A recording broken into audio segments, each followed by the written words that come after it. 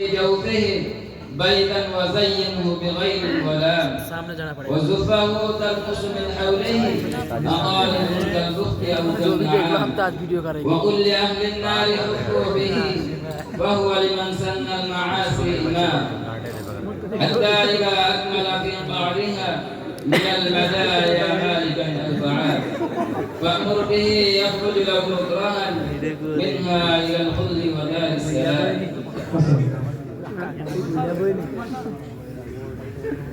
وأنت يا أمة الله أما حفظتها؟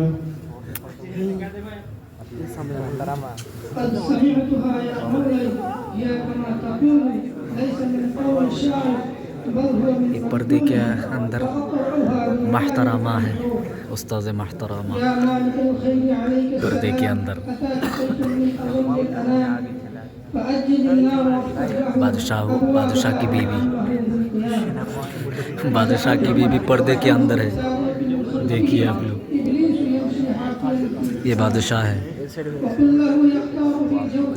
अमीरुल मुमिनीन।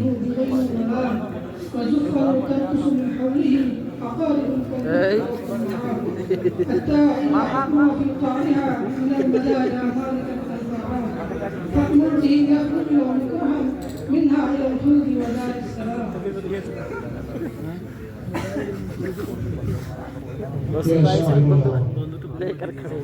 إنه ليس كلاما لا أظن أنه من بداهته انظري يا أمير المؤمنين هذا شعري كما شعر غيري يا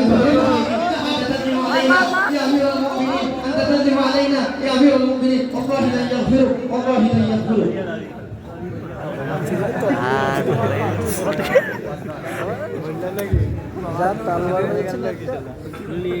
يا أمير المؤمنين وبأقواه إن الشعراء صرفوا فيكم زعافا كما أنك جعلت هذا الشاعر كاذبا وهو صادق في قوله.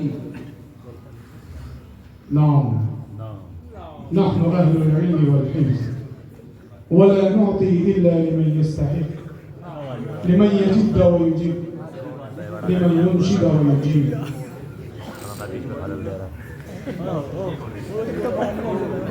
يا أمير المؤمنين قد أحضر شيء آخر خارج الديوان يستأذن الحضور. احضر أيها الشاعر